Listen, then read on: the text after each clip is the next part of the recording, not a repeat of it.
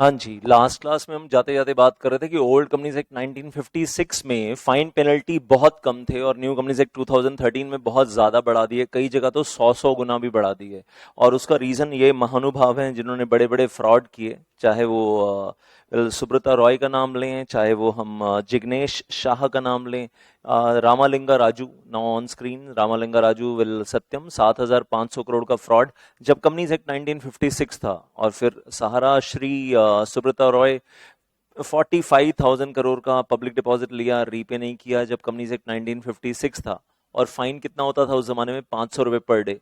45,000 करोड़ कोई खा गया और उसके बाद सिर्फ 500 रुपये पर डे का फाइन दे रहा है, तो सोचो, मतलब वो कहेगा कितने जन्म लेना है लेते रहो यार, टेंशन क्या है।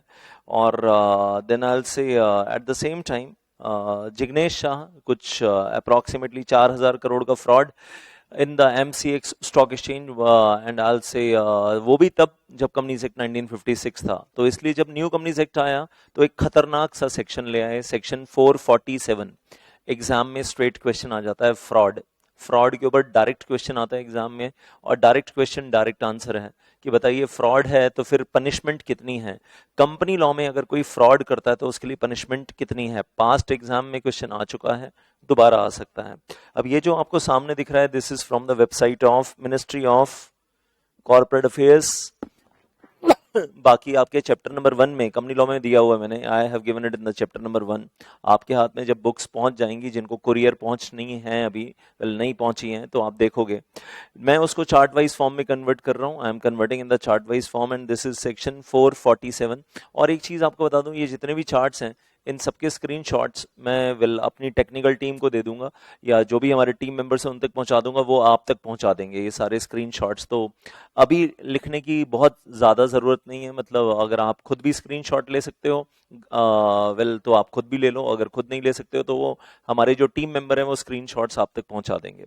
सो वेल आई विल से CrPC, and I am getting started with this. Company law में सेक्शन 447, कंपनी लॉ में सेक्शन 447 जिसको बोलते हैं फ्रॉड। और फ्रॉड में अभी हम पढ़ेंगे जेल 6 मंथ्स टू 10 ईयर या 3 ईयर्स टू 10 ईयर्स, और उसके साथ साथ फाइन भी है। लेकिन ये फाइन और जेल पढ़ने से पहले एक चीज आपको बताना चाहता हूँ। कंपनी लॉ को हम कोरिलेट करते हैं क्रिमिनल प्रोसीजर कोड के साथ, सीआरपीसी के साथ। आपका वो जो जेआईजीएल का पेपर है उसमें जो सीआरपीसी है, क्रिमिनल प्रोसीजर कोड है, उसके साथ कोरिलेट करते हैं। और जो वेल एक बड़ा इंपॉर्टेंट पॉइंट है यहाँ पर वो ये है कि सेक्शन 447 में अगर आप फ्रॉड करते हैं तो इसको बोलते हैं कॉग्निजेबल ऑफेंस। कॉग्निजेबल ऑफेंस का मतलब होता है अरेस्ट विदाउट अरेस्ट वारंट। अब एक होता है नॉन कॉग्निजेबल ऑफेंस और एक होता है कॉग्निजेबल ऑफेंस। तो अब बात कंपनी लॉ की नहीं हो रही है, बात किसकी हो रही है? Criminal procedure code. पूरा नाम क्या है? Criminal procedure code. तो अगर मामला क्रिमिनल कोर्ट में जाता है और क्रिमिनल कोर्ट में मर्डर, डकॉयटी, जो भी मतलब मामले वहां पर जाते हैं, तो क्रिमिनल कोर्ट में जो प्रोसीजर फॉलो किया जाता है वो क्रिमिनल प्रोसीजर कोड फॉलो किया जाता है, जो आप जेआईजीएल में पूरा चैप्टर पढ़ोगे। उसमें बताया गया कि ऑफेंसेस दो प्रकार के होते हैं, एक कॉग्निजेबल होते हैं और एक नॉन कॉग्निजेबल होते हैं। तो कॉग्निजेबल ऑफेंसेस का मतलब और नॉन कॉग्निजेबल ऑफेंसेस का मतलब, दोनों में क्या फर्क है? नॉन कॉग्निजेबल ऑफेंसेस,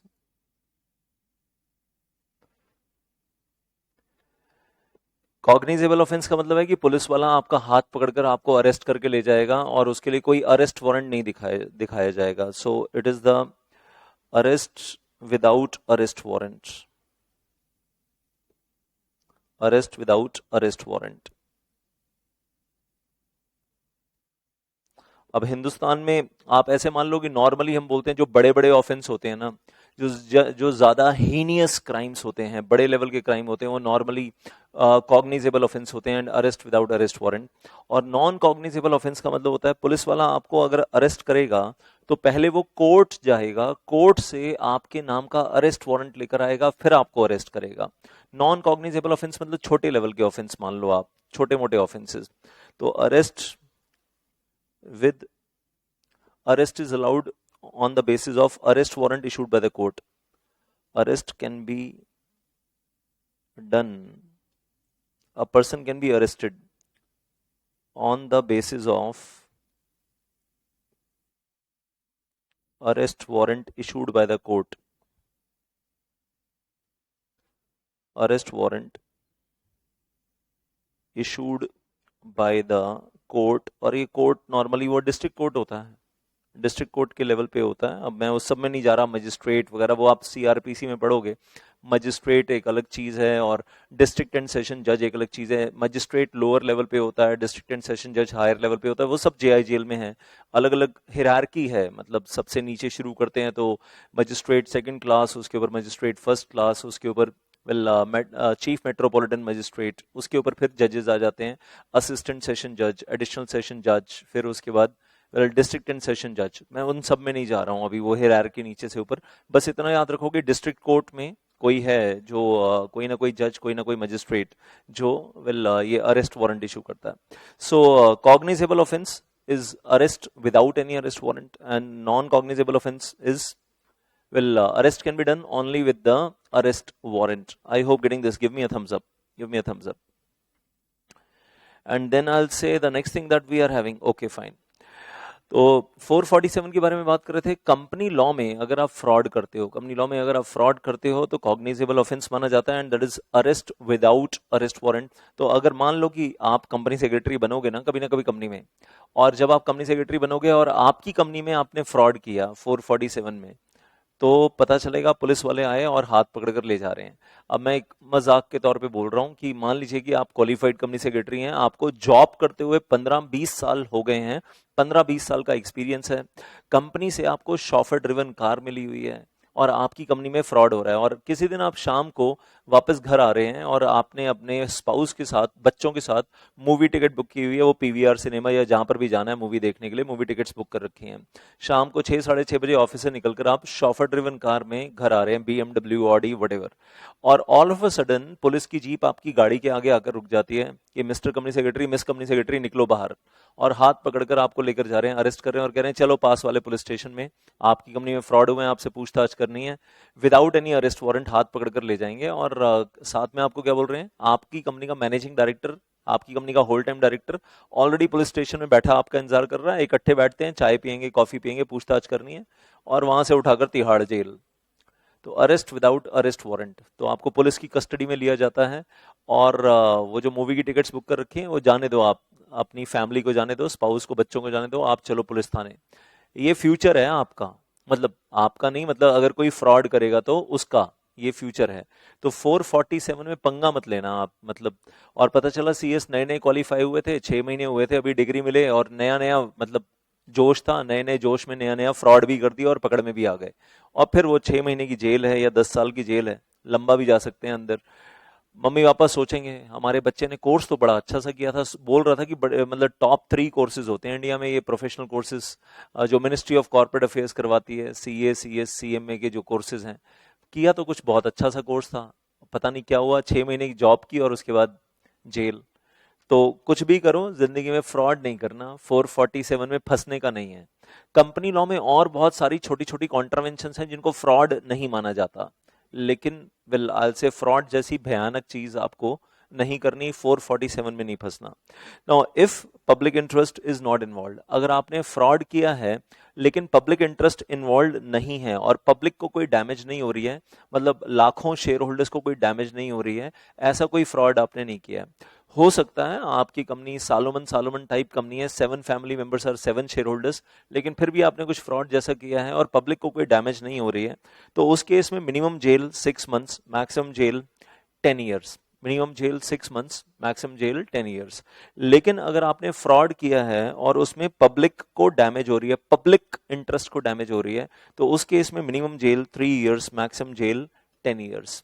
अब ये क्या हो सकता है कि जब आपकी कंपनी ने, यहाँ एग्जाम्पल के तौर पे पब्लिक को डैमेज हो रही है, आपकी कंपनी ने जब पब्लिक इशू लॉन्च किया ऑल ओवर इंडिया लेवल पे, जैसे एलआईसी का पब्लिक इशू आया, नाइका का आया, पेटीएम, जोमेटो, इनके पब्लिक इशू आए, और फिर वो ये प्रोरेटा अलॉटमेंट वगैरह हो रही है, उस वक्त आपकी कंपनी ने जब पब्लिक इशू मतलब लॉन्च किया, प्रोस्पेक्टस इशू किया, तो उसमें कंपनी के बारे में बहुत सारी झूठी इंफॉर्मेशन दी, फॉल्स इंफॉर्मेशन दी, जिसकी वजह से पब्लिक अट्रैक्ट होकर आ गई, पब्लिक ने पैसा लगा दिया और बाद में पब्लिक का पैसा डूब गया। पेटीएम के केस में 2150 रुपए पर शेयर की अलॉटमेंट हुई, और 2150 रुपए पर शेयर जो, मतलब अलॉटीज ने अलॉटमेंट पे प्राइस दिया, ₹1 face value and 2149 rupees premium, total 2150 rupees the allotment price. बाद में शेयर का रेट गिरते गिरते गिरते 550 रुपए पर शेयर आ गया, 600 रुपए पर शेयर आ गया। लेकिन किसी ने ये नहीं बोला कि पेटीएम ने फ्रॉड फ्रॉड किया, प्रोस्पेक्टस में झूठ कुछ नहीं लिखा था। बाकी बेवकूफ लोग फंस गए, वो एक अलग बात है, जिन्होंने पैसा लगाया। मैंने बहुतों को मना किया था कि भाई प्रोस्पेक्टस ध्यान से पढ़ लो, और प्रोस्पेक्टस में साफ साफ लिखा है company is a loss making company. Zomato के जब पब्लिक इशू आया तो जोमैटो के प्रोस्पेक्टस में साफ साफ लिखा है company is a loss making company. क्यों पैसा लगा रहे हो? सिर्फ नाम है पेटीएम पेटीएम पेटीएम, या सिर्फ नाम है जोमैटो जोमैटो जोमैटो। कंपनी के प्रोस्पेक्टस में क्लियर कट लिखा है कि कंपनी पिछले 5 साल से लॉसेस में है, कंपनी ने प्रॉफिट कभी कमाया ही नहीं है, और लॉसेस में अपने बिजनेस को एक्सपैंड करती जा रही है क्योंकि फंडिंग मिलती जा रही है और फॉरेन इन्वेस्टर्स फंडिंग करते जा रहे हैं। तो क्यों पैसा लगा रहे हो? अगर पेटीएम ने अपने प्रोस्पेक्टस में झूठ बोला होता कि हमारी कंपनी प्रॉफिट मेकिंग कंपनी है, बहुत मोटा प्रॉफिट कमा रहे हैं, जबकि एक्चुअली लॉस मेकिंग कंपनी थी, तो फिर उस केस में हम कहते हैं फ्रॉड है। प्रोस्पेक्टस में अगर झूठ बोला होता, लेकिन पेटीएम ने प्रोस्पेक्टस में झूठ नहीं बोला, शुरू से बताया था लॉस मेकिंग कंपनी है, बाद में शेयर का रेट गिर गया। अब लाखों लोगों को, करोड़ों लोगों को लॉस हुआ, करोड़ों रुपए का। 18,300 करोड़ का पब्लिक इशू आया था। लेकिन पेटीएम की कहानी है बड़ी जबरदस्त, किसी दिन मतलब बड़े आराम से सुनाऊंगा आपको। बहुत इंटरेस्टिंग कहानी है पेटीएम की, और बहुत मतलब जोमैटो की भी और पेटीएम की भी, दोनों की। और आने वाले टाइम में वैसी कहानियां और बनेंगी कि पब्लिक को बेवकूफ कैसे बनाया जाता है और पब्लिक से पैसा कैसे उठाया जाता है। तो वो बड़ी इंटरेस्टिंग कहानी है, लेकिन उसके लिए इंतजार करो थोड़ा सा, वो आज नहीं। हाँ आज नहीं। अभी इधर आ जाते हैं फाइन। देन आई से मिनिमम फाइन कितना होगा? अच्छा, बीच में एंड लिखा है, जेल भी होगी और फाइन भी होगा। तो पब्लिक इंटरेस्ट को डैमेज नहीं हो रही तो जेल कितनी? Minimum 6 months, maximum 10 years. Public interest को डैमेज हो रही है तो जेल कितनी? Minimum 3 years, maximum 10 years. और फाइन कितना है? And fine also. Minimum fine कितना है? Equal to the amount of fraud. और मैक्सिमम फाइन कितना है? 3 times the amount of fraud. मतलब फ्रॉड करने वाले व्यक्ति को जेल भी होगी, फाइन भी होगा। बीच में बड़ा क्लियर कट एंड लिखा है, जेल एंड फाइन। तो फाइन बस अब याद रखिएगा, फाइन कितना? Minimum equal to the amount of fraud, maximum 3 times the amount of the fraud. अब अगर हम बात करते हैं कि सुब्रता रॉय ने फ्रॉड किया, वो 45,000 करोड़ पब्लिक से लिया और रीपे नहीं किया, तो 45,000 करोड़ का अगर फ्रॉड है, आज की तारीख में अगर करते, आज की तारीख में अगर ये फ्रॉड करते, 45,000 करोड़ पब्लिक से लिया और जब वादा किया था कि हम 3 साल में वापस करेंगे तो वापस नहीं किया। अब इस केस में अगर आज ऐसा केस हो जाए तो फिर उस केस में सहारा कंपनी के लिए और जो फ्रॉडलेंट पर्सन्स हैं, हाउ मच फाइन? 45,000 करोड़ लिया तो फाइन 45,000 करोड़, और 3 टाइम्स अगर लगा दिया तो 1,35,000 करोड़।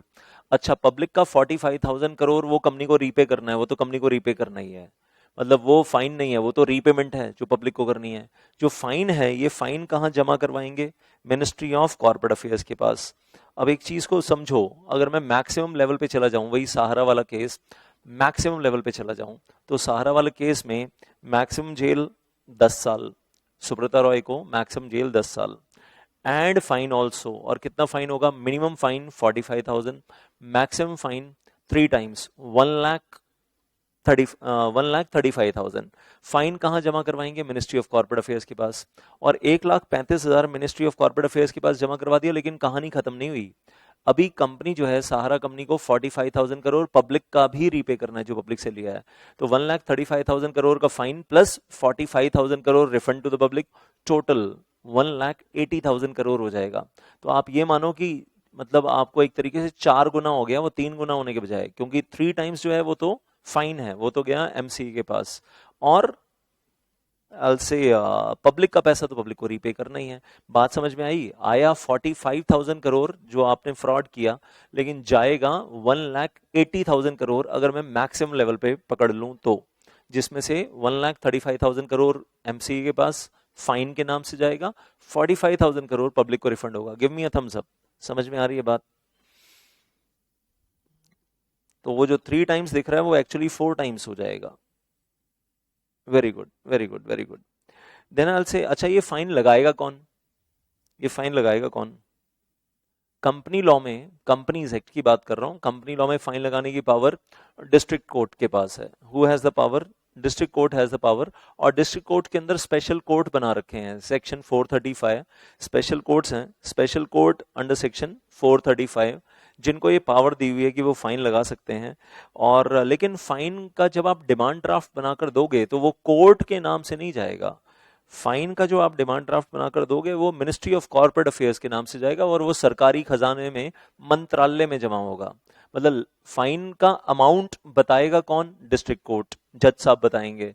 लेकिन अल्टीमेटली आप पे किसको करोगे? मिनिस्ट्री ऑफ कॉर्पोरेट अफेयर्स को। पे आप कोर्ट को नहीं करोगे, पे आप मिनिस्ट्री ऑफ कॉर्पोरेट अफेयर्स को करोगे।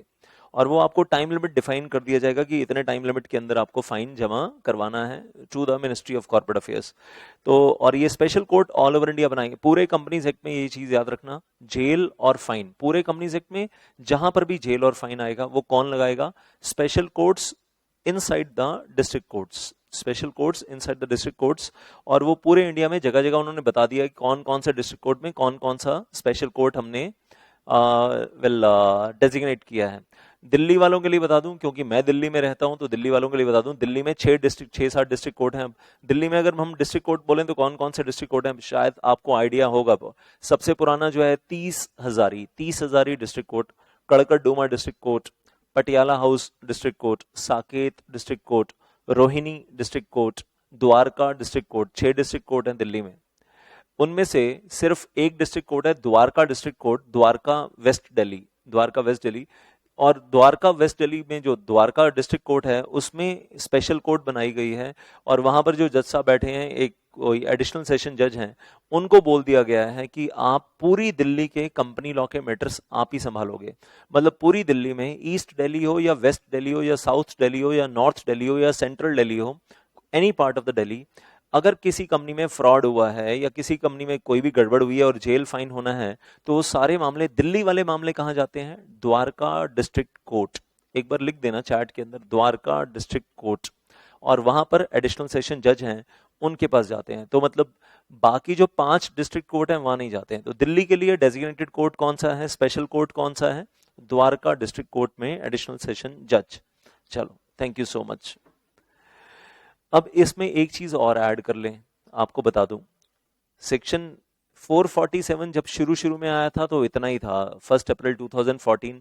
2017 में इसमें कुछ अमेंडमेंट हुई है, वो मैं अभी अभी अमेंडमेंट बताऊंगा आपको। लेकिन अमेंडमेंट बताने से पहले कुछ और बता रहा हूं। जेल से बचने के लिए या फाइन से बचने के लिए कोई भी डायरेक्टर या कोई भी, मतलब कंपनी सेक्रेटरी भी, CEO, CFO, any officer of the company, court में जाकर सेक्शन 463 में डिफेंस मांग सकता है।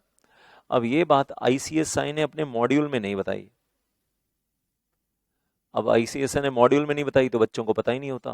तो मुझे लगता है कि मेरा फर्ज है बताना। मैंने आपको ये तो बता दिया कि 447 में फंसोगे, जेल जाओगे, फाइन होगा, लेकिन ये भी तो बताना मेरा फर्ज है ना कि बचने का तरीका क्या है।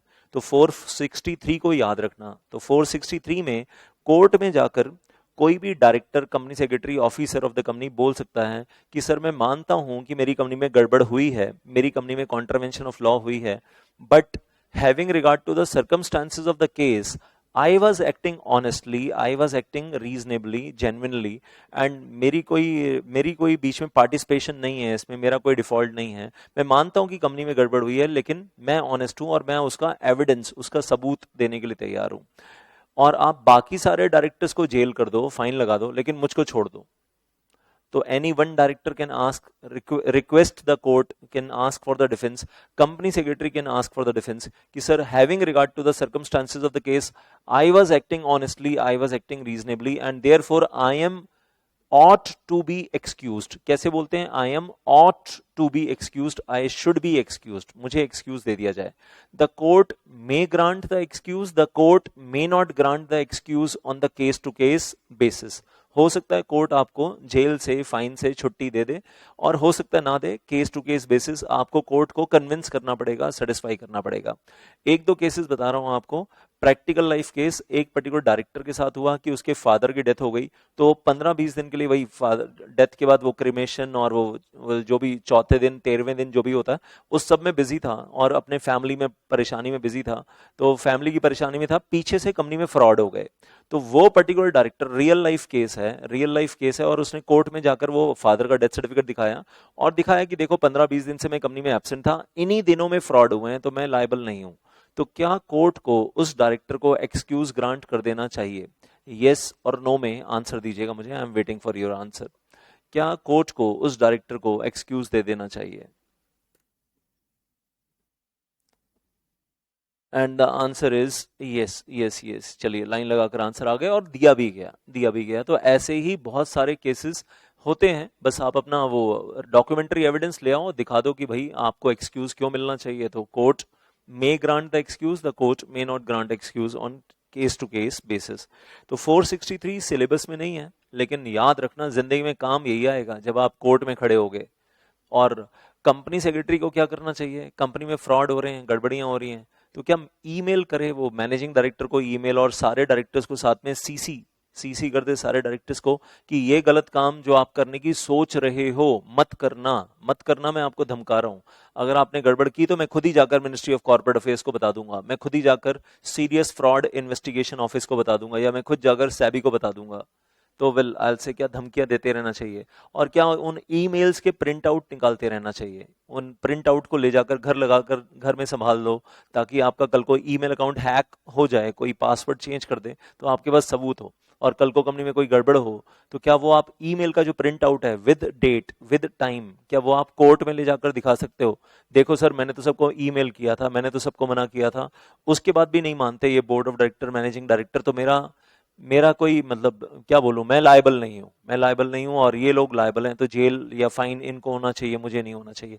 अपने डॉक्यूमेंट्री एविडेंस सॉलिड होने चाहिए कि सर हमने तो रोकने की बहुत कोशिश की, ये रुकते नहीं है, मानते नहीं है, सुनते नहीं है, और जो भी हुई बोर्ड मीटिंग हुई या जहां पर भी बैठकर इन्होंने कुछ गलत डॉक्यूमेंट साइन किए, आई एम नॉट रिस्पॉन्सिबल।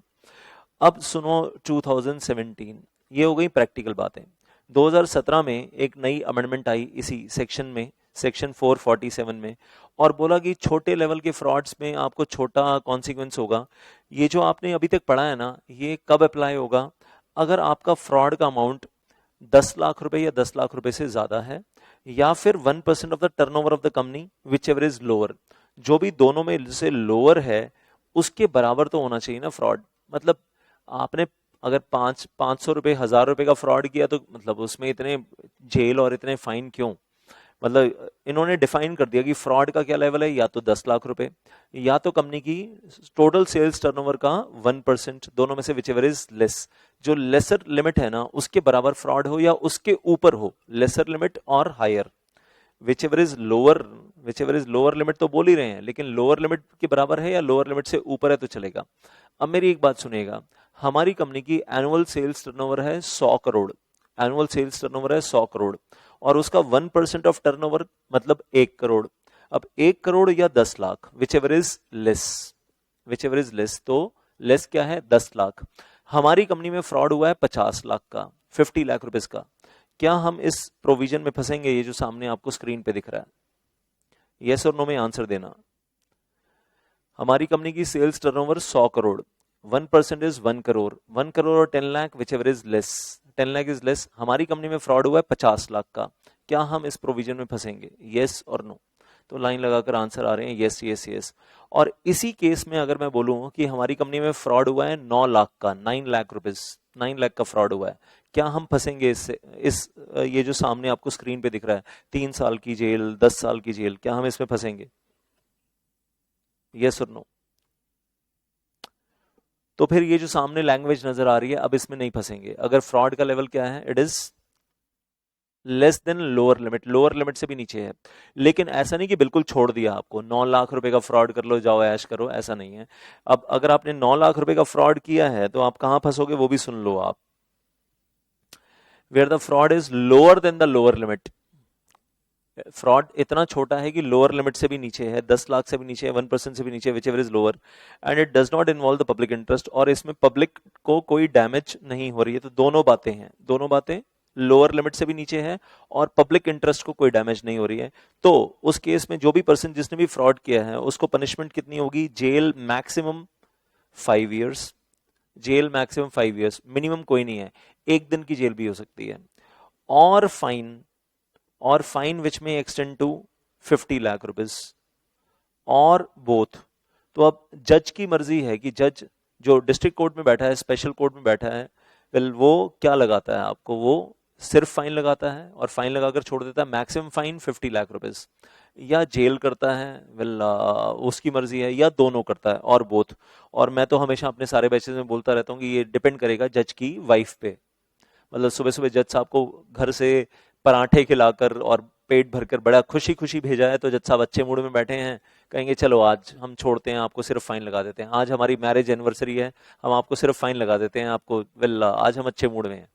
और अगर जज साहब घर से पिट के आए हैं, झाड़ू खा के आए हैं, पिटाई खा के आए हैं, तो पता चलेगा गुस्से में हैं, और वो गुस्सा जो है वो आपके ऊपर निकाल दिया, कंपनी सेक्रेटरी के ऊपर, कर दो इसको आज जेल कर दो, आज हमारा मूड खराब है, इसको जेल करो। और अगर ज्यादा ही गुस्से में है तो दोनों लगा दो और बोथ। तो जज के पास अब दोनों ऑप्शन है। अच्छा, मिनिमम मिनिमम फाइन कोई डिफाइंड नहीं है, मिनिमम जेल कोई डिफाइंड नहीं है। 1 दिन की जेल कर दो, 1 रुपए का फाइन लगा दो, जाओ कंपनी सेक्रेटरी साहब आप देखाओ जेल अंदर से कैसी होती है। 1 दिन तो मतलब आप देखाओ ना अंदर खटमल मच्छर कैसे हैं, तो वो आप भी बताओ अंदर, फ्यूचर के लिए याद रहेगा कि दोबारा कभी कोई फ्रॉड नहीं करना है। सो वेल आल से तो 1 दिन की जेल, 1 दिन का फाइन, 1 रुपए का फाइन तो वो भी चलेगा। तो maximum 5 lakh rupees, maximum 5 years jail and maximum 50 lakh rupees fine, और बोथ जज साहब की मर्जी है। तो ये कौन से वाले फ्रॉड्स हैं? छोटे वाले फ्रॉड्स। बड़े वाले फ्रॉड्स वो आपने प्रीवियस स्क्रीन पे देख लिए कि फ्रॉड अगर बड़े लेवल का है तो कॉन्सिक्वेंसेस अब आपके सामने स्क्रीन पे नजर आ रहे हैं, are visible over there on the screen. And then I say apparent compliance and absolute compliance के बारे में थोड़ा सा बात करना चाहता हूँ। बहुत ध्यान से समझना क्योंकि आप लोगों के फ्यूचर के लिए बड़ा इंपॉर्टेंट है। अपेरेंट कंप्लायंस का मतलब हम लॉ का कंप्लायंस कर रहे हैं दिखावे के लिए, और एब्सोल्यूट कंप्लायंस का मतलब होता है कि हम लॉ को एक्चुअली कंप्लाई कर रहे हैं। अब इसमें एग्जाम्पल लेकर समझाना चाहूंगा।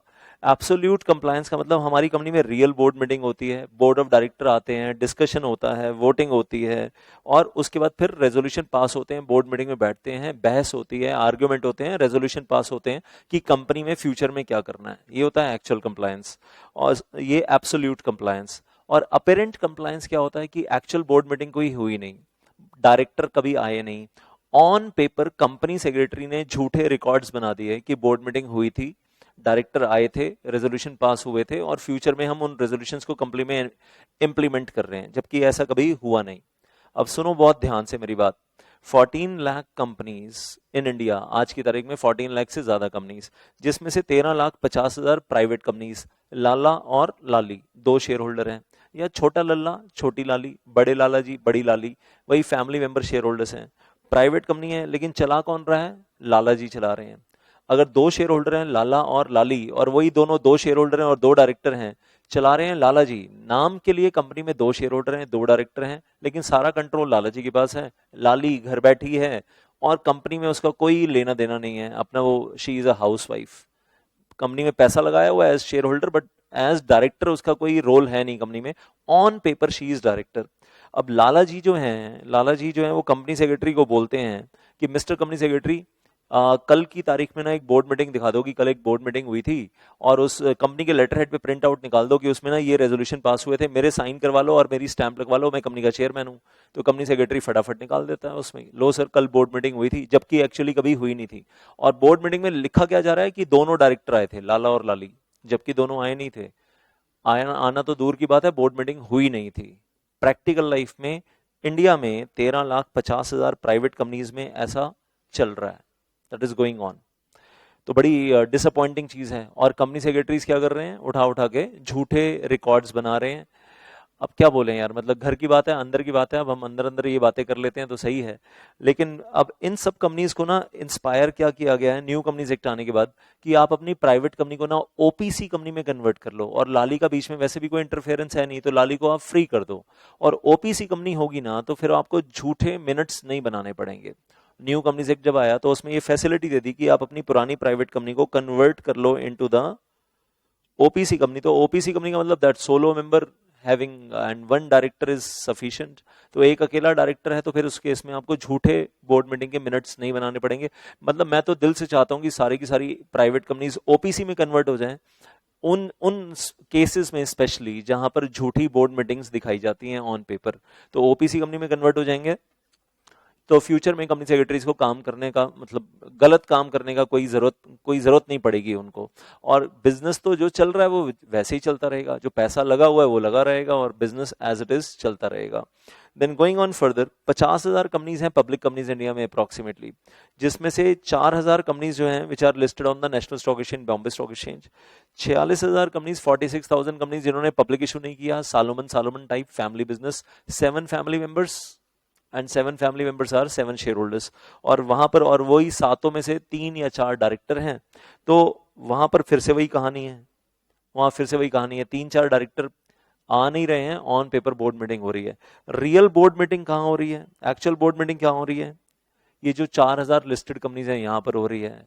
Well may be Reliance, HDFC bank, Infosys, TCS, Tata Motors, Tata steel, मतलब वो कंपनीज जहां पर रियल बोर्ड मीटिंग होती है, डायरेक्टर आते हैं, पूरा वो प्रॉपर नोटिस एजेंडा पढ़कर आते हैं, बहस के मूड में आते हैं, आर्ग्यूमेंट करते हैं, बहस होती है हर आइटम के ऊपर, फिर उसके बाद शो ऑफ हैंड्स होता है, रेजोल्यूशन पास होता है और उसके रिकॉर्ड्स बनते हैं। कंपनी सेक्रेटरी बनाता है कि 12-15 डायरेक्टर आए थे, उनके अटेंडेंस रजिस्टर साइन होता है, सबका अटेंडेंस रजिस्टर साइन करवाया जाता है और रियल बोर्ड मीटिंग होती है। आप कौन सी वाली कंपनी में जॉब करना चाहोगे? किस टाइप की कंपनी में जॉब करना चाहोगे? जहां पर ये प्राइवेट कंपनीज हैं, लाला टाइप कंपनीज हैं, सालोमन टाइप कंपनीज हैं, वेल या लिस्टेड कंपनीज में? कौन सी कंपनीज में जॉब करना चाहोगे? और लिस्टेड कंपनी में जॉब करेंगे तो वहां पर लीगल कंप्लायंसेस और सेबी रेगुलेशंस, LODR रेगुलेशंस, वो सब भी कंप्लाई करना होगा, सिर्फ कंपनी लॉ नहीं।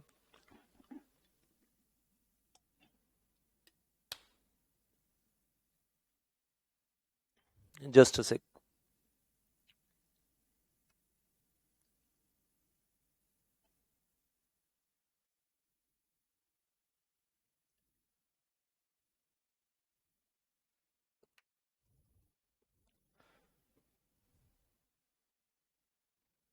Just a sec, some technical issue there.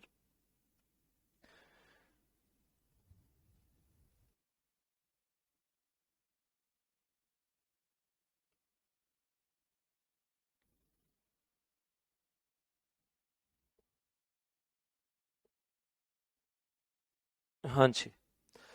सब लोग कह रहे हैं sir listed company, listed company, listed company, और मैं तो कहूँगा इन्फोसिस जैसी कंपनी हो, गुड कॉर्पोरेट गवर्नेंस होता हो तो और बहुत बढ़िया है यार, मतलब ऐसी कंपनी में पहुंच जाओ। अच्छा, एक लिस्टेड कंपनी में रिलायंस का एग्जांपल लेना चाहूंगा। आज की तारीख में कंपनी सेक्रेटरी सावित्री पारिक, आज की तारीख में company secretary Savitri Parik, and then I will say लेकिन उनके नीचे 14-15 या शायद उससे भी ज्यादा असिस्टेंट कंपनी सेक्रेटरी काम करते हैं। मतलब कंपनी सेक्रेटरी एक, असिस्टेंट कंपनी सेक्रेटरी 14-15, और सारे के सारे क्वालिफाइड कंपनी सेक्रेटरी हैं। तो लिस्टेड कंपनी में ऐसा नहीं कि एक कंपनी सेक्रेटरी अकेला हैंडल कर लेता है, पूरा सेक्रेटेरियल डिपार्टमेंट है, लीगल डिपार्टमेंट के साथ मिलकर काम कर रहा है। और हो क्या रहा है, well what is happening there is, एक कंपनी सेक्रेटरी के नीचे बहुत सारे असिस्टेंट कंपनी सेक्रेटरीज भी होते हैं और सब लोग मिलजुल कर काम करते हैं, तो मतलब जरूरत पड़ती है। तो ऐसा नहीं कि आपको सीधा उठाकर रिलायंस का कंपनी सेक्रेटरी बना देंगे, पहले तो आप जॉब में इंटरव्यू देने जाओगे तो असिस्टेंट कंपनी सेक्रेटरी बनोगे, फिर फ्यूचर में कभी प्रमोशन होगी तो कंपनी सेक्रेटरी का लेवल आएगा। बड़ी बड़ी कंपनीज में तो ऐसा ही होता है।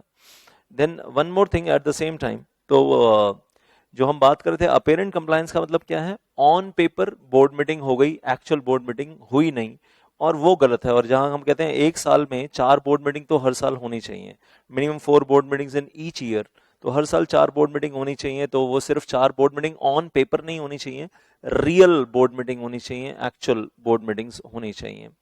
और बाकी 5% कंपनीज इंडिया में करवाती हैं रियल बोर्ड मीटिंग्स। ये तो प्रैक्टिकल सच्चाई है, ये प्रैक्टिकल सच्चाई है। और मैं चाहूंगा कि आप ऐसी कंपनीज में जाओ, उन 5% कंपनीज में जहां पर एब्सोल्यूट कंप्लायंस होता है। और यहाँ जहां अपेरेंट कंप्लायंस हो रहा है, यहाँ तो कभी छापे पड़ गए, रेड हो गई ROC की या मिनिस्ट्री ऑफ कॉर्पोरेट अफेयर्स की, तो सब दूध का दूध पानी का पानी हो जाएगा। लाली से 4 क्वेश्चन पूछेंगे, लाली आंसर दे नहीं पाएगी, बोर्ड मीटिंग में क्या हुआ था उसको कुछ पता नहीं है। जिस डायरेक्टर को आप बोर्ड मीटिंग में प्रेजेंट दिखा रहे हो वो कभी बोर्ड मीटिंग हुई नहीं, और लाली से जाकर 4 क्वेश्चन पूछ ले कि बताओ कौन कौन से रेजोल्यूशन पास हुए थे, तो उसको 4 छोड़ो एक भी नहीं पता, उसी वक्त दूध का दूध पानी का पानी हो जाएगा। तो अगर छापे पड़ गए तो कहानी तो कहीं और चली जाएगी। वन मोर थिंग, अब आपको बता रहा हूँ कि एक न्यूली क्वालिफाइड कंपनी सेक्रेटरी की जिंदगी कैसे शेप अप होती है और आपको कौन सा रास्ता फॉलो करना है और कौन सा रास्ता फॉलो नहीं करना है। जब एक newly qualified company secretary, CS की डिग्री नई नहीं मिलती है और बड़ा जोश होता है ना कि अभी नई नई सीएस की डिग्री मिली है और मुझे तो, मैं जिस कंपनी में जाऊंगा गुड कॉर्पोरेट गवर्नेंस ही करूंगा, मैं तो जिस भी कंपनी में जाऊंगा गुड कॉर्पोरेट गवर्नेंस करूंगा। तो वहां पर जब वो पहुंचता है और उसको ये दिखता है कि यार ये जो कंपनी में मैनेजिंग डायरेक्टर हैं, ये जो चेयरमैन है, ये जो बोर्ड ऑफ डायरेक्टर्स हैं, ये जो लोग ऑडी में, बीएमडब्ल्यू में, मर्सिडीज बेंज में, रोल्स रॉयस में आते हैं, बोर्ड मीटिंग में बैठते हैं, ये मेरी सुनते नहीं है और ये लोग बीच में कुछ ना कुछ कंपनी में फ्रॉड कर रहे हैं। और उस वक्त वो बेचारा newly qualified company secretary silent Spectator बन जाता है। न्यूली क्वालिफाइड 24-25 साल की उम्र में आप कंपनी सेक्रेटरी हो एक बहुत बड़ी कंपनी में, और बोर्ड ऑफ डायरेक्टर्स का age group 55 years, 60 years, 65 years, 70 years, 75 years, और उस उम्र के लोग आपके सामने बैठकर फ्रॉड कर रहे हैं और पैसा घुमा रहे हैं। तो पता चलता है कि कंपनी सेक्रेटरी क्या क्या बनकर बैठ गया है। सोच कर तो गया था कि मैं फ्रॉड इंस्पेक्टर बनकर जा रहा हूं और मेरी कंपनी में जहां पर मैं कंपनी सेक्रेटरी बनूंगा कोई फ्रॉड नहीं होने दूंगा। लेकिन होता क्या है, वहां जाकर चुपचाप बैठता है कि ये जो बड़े बड़े महानुभाव हैं ये कंपनी सेक्रेटरी की सुन ही नहीं रहे हैं, अपनी मर्जी से सारे उल्टे पुल्टे काम कर रहे हैं। कुछ दिन के बाद उस कंपनी सेक्रेटरी को लगता है, 4-6 महीने, 1 साल निकल गया, फिर उसको लगता है यार मैं भी ध्यान से देखूं कि ये लोग स्टेप बाय स्टेप कैसे घुमाते हैं पैसा, कैसे घुमाते हैं debit entry, credit entry. Company 10 companies हैं, कहीं पर प्रॉफिट ज्यादा है वहां डेबिट एंट्री मार दी, जहां पर लॉस है वहां क्रेडिट एंट्री मार दी, पैसा इस बैंक अकाउंट से इस बैंक अकाउंट में घुमा दिया। कैसे घुमाया जाता है मैं भी देखूं एक बार बड़ा ध्यान से। तो वो सीखना शुरू कर देता है। तो पता चलेगा जो पहले 6 महीने 1 साल तो उसको बड़ा गुस्सा आ रहा था कि ये क्या हो रहा है मेरी कंपनी में और मैं कुछ कर नहीं पा रहा हूँ, लेकिन फाइनली उसको लगता है कि यार जब हो ही रहा है तो चल मैं भी देख लेता हूँ। तो 6 महीने 8 महीने सीखता है बैठकर, फिर वो फ्रॉड ट्रेनी बन जाता है। और फिर जब 6 महीने 8 महीने 1 साल होते हुए देख लेता है अलग अलग तरीके के काम, तो फाइनली वो क्या होता है, एक दिन आता है जब वो फ्रॉड एक्सपर्ट बन जाता है। हर तरीके का फ्रॉड होते हुए देख लिया, सीख लिया, बढ़िया से समझ में आ गया। फिर वहां से जॉब छोड़ता है, 3 साल 4 साल काम करने के बाद जॉब छोड़ता है और किसी दूसरी कंपनी में जॉब ज्वाइन करता है। और दूसरी कंपनी के जो बोर्ड ऑफ डायरेक्टर्स थे, जो शरीफ थे, उनको बताता है सर ये शराफत से पैसे कमा रहे हो, मैं आपको बताता हूँ शॉर्टकट ट्रिक्स बढ़िया बढ़िया, 100 करोड़ 200 करोड़ 500 करोड़ 1000 करोड़ कमाने की, पैसा कैसे रोटेट होता है मैं सिखाता हूँ आपको। और जाकर क्या बन जाता है, दूसरी कंपनी में जाकर क्या बन जाता है, फ्रॉड मेंटोर, फ्रॉड गाइड। ऐसा प्रैक्टिकल लाइफ में कुछ कंपनी सेक्रेटरीज के साथ हुआ है, रियल लाइफ में। और फिर उनके घर पड़ते हैं छापे। और फिर 463 में ना डिफेंस मत मांगना कि मैं तो नन्ना सा मुन्ना सा मासूम सा कंपनी सेक्रेटरी हूं, मुझको तो कुछ पता नहीं है। क्योंकि सब कुछ सीखने के बाद आप ही वो सिखा रहे हो। अब जिस सेकंड कंपनी में, थर्ड कंपनी में जॉब ज्वाइन कर रहे हो, उनको जाकर नए नए टाइप के फ्रॉड सिखा रहे हो। सर मेरी पहले वाली कंपनी में हम ये करते थे, आप नहीं करते, मैं आपको सिखाता हूँ ऐसे होता है। तो ये वाले काम मत करना, मत करना, मत करना। और फिर क्योंकि अगर जिन कंपनी सेक्रेटरीज ने ऐसे काम किए हैं तो नेशनल न्यूज चैनल के ऊपर पता चलता है कि वो हथकड़ी पहनकर जा रहे हैं और पुलिस वाले उनको अरेस्ट करके लेके जा रहे हैं, उनका नेशनल न्यूज चैनल के ऊपर मतलब उनका क्या बोले, उनका नाम खराब हो रहा है, प्रोफेशन का नाम भी खराब करते हैं अपने साथ साथ। तो ऐसे वाले कंपनी सेक्रेटरी पास्ट में न्यूज चैनल्स के ऊपर देखे हैं, न्यूज पेपर्स में देखे हैं, times of India, Hindustan times में। तो वैसा वाला नहीं बनना। कौन सा वाला बनना है, इन्फोसिस में जैसे कंपनी सेक्रेटरी है वैसा कंपनी सेक्रेटरी बनना है, गुड कॉर्पोरेट गवर्नेंस।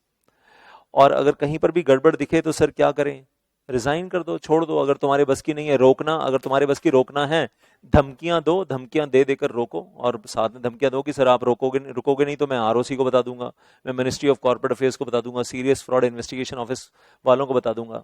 तो कंपनी सेक्रेटरी जो अपनी क्या बोलूं, मारुति स्विफ्ट में जा रहा है या मतलब स्विफ्ट डिजायर में जा रहा है या जिस भी गाड़ी में जा रहा है, वो किसको धमकियां दे रहा है, उन लोगों को जो ऑडी में आ रहे हैं, जो बीएमडब्ल्यू में आ रहे हैं, जो मर्सिडीज बेंज में आ रहे हैं, उनको धमकियां दे रहा है, ईमेल डाल रहा है कि गलत काम मत करो नहीं तो बता दूंगा। तो अगर आपको लगता है कि आप रोक सकते हो, आप में वो मतलब डोमिनेंस है, आप झांसी की रानी हो, आप राणा प्रताप हो, तो रोक दो। और अगर नहीं रोक सकते हो तो रिजाइन करके निकल आओ बाहर, और क्या है फिर। लेकिन अटके मत रहो और फ्रॉड ट्रेनी मत बनो, फ्रॉड एक्सपर्ट मत बनो, फ्रॉड मेंटोर, फ्रॉड गाइड बिल्कुल मत बनो। जितनी जल्दी हो सके या तो कंपनी छोड़कर निकल जाओ, नहीं तो सुधार दो। दो ऑप्शंस हैं। बाकी अब प्रैक्टिकल लाइफ में क्या करोगे ये मैं आपके ऊपर छोड़ता हूं, मेरी जो एडवाइस थी वो मैंने आपको दे दी। देन आई से, और क्या करना है आपको, आईसीएसआई के जो हर साल गुड कॉर्पोरेट गवर्नेंस अवार्ड्स होते हैं वहां पर जाकर अवार्ड लेना है, ट्रॉफी लेनी कि हमारी कंपनी बहुत अच्छी है। ऐसे ही इकोनॉमिक टाइम्स के होते हैं, ऐसे ही बिजनेस स्टैंडर्ड के होते हैं, ये अवार्ड सेरेमनीज होती हैं।